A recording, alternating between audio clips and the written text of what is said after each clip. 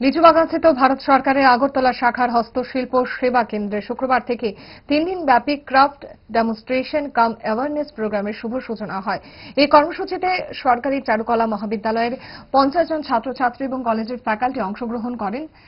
এই কর্মসূচির মূল উদ্দেশ্য হচ্ছে আর্ট ক্রাফটের প্রতি চারুকলা শিল্পীদের জাগরিত করা। পাশাপাশি এই সচেতনতা শিবিরের মাধ্যমে আগামী দিন তরুণ প্রজন্মের ছাত্রছাত্রীরা যেন চারুকলাকে পেশা হিসেবে গ্রহণ করে এবং নিজেকে আত্মনির্ভর করে গড়ে তুলতে পারে। এই সচেতনতামূলক কর্মসূচির বিষয়ে বিস্তারিত তথ্য তুলে ধরেন হস্তশিল্প সেবা কেন্দ্রের সহ অধিকর্তা পম্পা সরকার। আজ আমরা লিচুবাগানস্থিত হস্তশিল্প সেবা কেন্দ্র আগরতলা শাখা ভারত সরকারের ফিল্ড অফিসে 3 দিন ব্যাপী ক্রাফট অ্যাওয়ারনেস কাম ডেমনস্ট্রেশন প্রোগ্রামের শুভ সূচনা করেছি। এই অ্যাওয়ারনেস প্রোগ্রামে উপস্থিত আছেন আমাদের গভর্নমেন্ট আর্ট অ্যান্ড ক্রাফট কলেজের 50 জন ছাত্রছাত্রী যারা বিএফএ সেকশন থেকে এসছে এবং উপস্থিত আছেন আমাদের আর্ট অ্যান্ড ক্রাফট কলেজের ফ্যাকাল্টিগণ।